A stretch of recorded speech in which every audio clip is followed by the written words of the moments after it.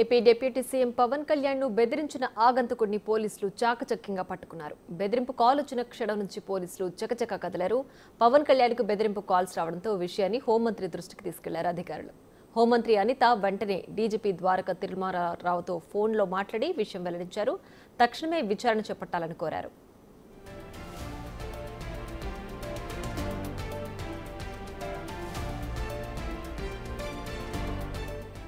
DGP ఆదేశాలతో police ఉన్నతాధికారులు రంగంలోకి దిగారు. పవన్ కళ్యాణ్ ను బెదిరింపు కాల్స్ వచ్చిన నంబర్ నుంచే తనకు కూడా 2 రోజుల క్రితం బెదిరింపు కాల్స్ వచ్చినట్లు మంత్రి అనిత డీజీపీకి తెలిపారు. ఇద్దరు మంత్రులకు బెదిరింపు కాల్స్ రావడంతో పోలీసులు అప్రమత్తమయ్యారు. తీవ్రంగా గాలింపు చర్యలు చేపట్టారు. చివరకు విజయవాడలోని లబ్బిపేటలో ఆగంతకుడిని అరెస్ట్ చేశారు పోలీసులు. ఆగంతకుడిని పలు కోణాల నుంచి విచారిస్తున్నారు.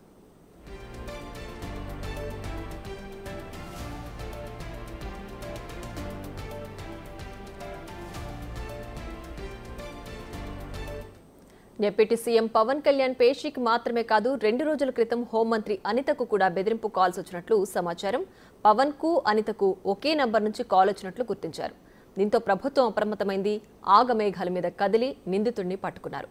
పవన్ కు బెదిరింపు కాల్స్ రావడంపై జనసేన నేతల రియాక్షన్ ఏంటో మా ప్రతినిధి సాయి అందిస్తారు.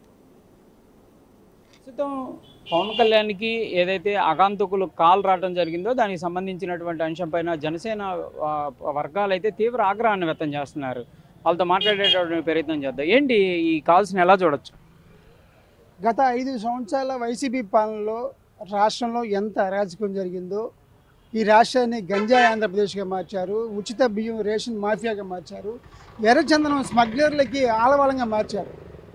ఏ స్కూల్ పిల్లల దగ్గర చూసినా సరే ఒక్కపొడి దొరికిన స్థాయిలో గంజాయి దొరుకుతూ ఉంది. ఈ రాష్ట్రం అంతా గంజాయి చేశారు.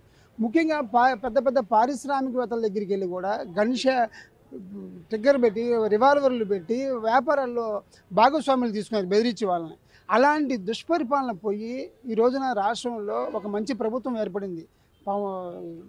బీజేపీ సహకారంతో చంద్రబాబు నాయుడు గారి నాయకత్వంలో, పవన్ కళ్యాణ్ గారి నాయకత్వంలో ఈ రోజున పవన్ కళ్యాణ్ గారు రాష్ట్రానికి ఉప ముఖ్యమంత్రిగా ఉన్నారు. అలాగే అటవీ శాఖ మంత్రిగా, గృహ నిర్మాణ శాఖ మంత్రిగా ఉన్నారు. అయితే ఈ ఉప ముఖ్యమంత్రిగా ఉన్నటువంటి పవన్ కళ్యాణ్ గారు నీతి నిజాయితీతో, పారదర్శకమైన పాలనతో రాష్ట్రంలో ఏ సమస్య ఉన్నా కూడా ఆయన స్పందిస్తూ ఉన్నారు. ఎప్పుడైతే పవన్ కళ్యాణ్ గారు ఈ రేషన్ మాఫియా మీద స్పందించారో, గంజాయి మీద స్పందించారో, ఎర్రచందనం స్మగ్లింగ్ మీద స్పందించారో ఆటోమేటిక్గా ఆ సమస్యలు వెలుగులోకి వచ్చేసి వాటి పరిష్కారం అవుతూ ఉన్నాయి.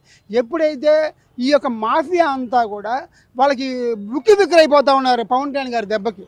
ఎందుకంటే రాష్ట్ర స్థాయిలోనే కాదు దేశ స్థాయిలో కూడా ఈ యొక్క మాఫియా అంతా కూడా తెలిసిపోయింది. కాబట్టి ఈ క్రమంలో పవన్ కళ్యాణ్ గారు తీసుకున్న నిర్ణయాల పట్ల ఆ మాఫియా అంతా కూడా ఒక గుంపుగా ఏర్పడిపోయి పవన్ కళ్యాణ్ గారి మీద ప్రాణాపాయం చేసేటువంటి ఆలోచన అయితే ఉంది. అయితే మేము చెప్తా ఉన్నాం, ఎవరైతే మా ఆగంతకులు ఉన్నారో వాళ్ళకి చెప్తా ఉన్నాం, పవన్ కళ్యాణ్ గారు కానివ్వండి, జనసేన వాళ్ళు కానీ మీ బెదిరింపులకి, మీ ఉడత ఊపులకి బెదిరేది లేదు. కానీ ఈయన పవన్ కళ్యాణ్ అనే వ్యక్తి రాష్ట్ర స్థాయిలోనే కాదు దేశ స్థాయిలోనే, మన మహారాష్ట్ర ఎన్నికల్లో చూసాం, మహారాష్ట్ర కాదు దేశంలో ఉన్న ప్రతి రాష్ట్రంలో కూడా పవన్ కళ్యాణ్ గారికి ప్రభావం ఉంటుంది. కాబట్టి మన రాష్ట్రంలోనే కాకుండా దేశ స్థాయిలో కూడా ఈ యొక్క మాఫియా మూకలు కనుక ఒక వర్గంగా ఏర్పడి పొలిటికల్ ఇన్ఫ్లుయెన్స్ అనుకోవచ్చా, లేకపోతే నిజంగానే వాళ్ళ జరుగుతున్న నష్టం వల్ల కొంతమంది బయటకు కొంతమంది మాఫియా ఉంది, అందులో పొలిటికల్గా కూడా ఉంటుంది. ఎందుకంటే సీఎం పేషీ నెంబర్లు ఎవరికి తెలుస్తుందండి?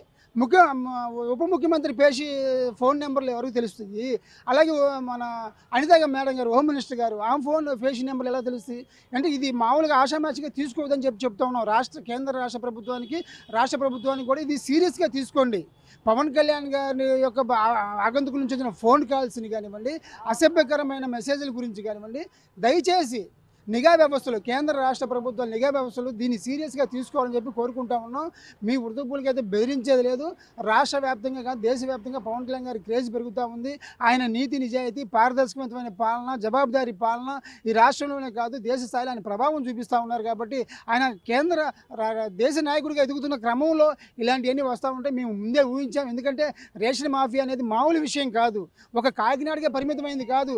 రాష్ట్రంలో ఉన్నటువంటి ప్రతి ఒక్క స్మగ్లరు ప్రతి ఒక్క రేషన్ బియ్యం మాఫియా వాళ్ళు ఈ ఉక్కిరి బిక్కిరి అయిపోయి ఈ రోజున పవన్ కళ్యాణ్ గారి మీద కక్ష పెంచుకుంటూ ఉన్నారు.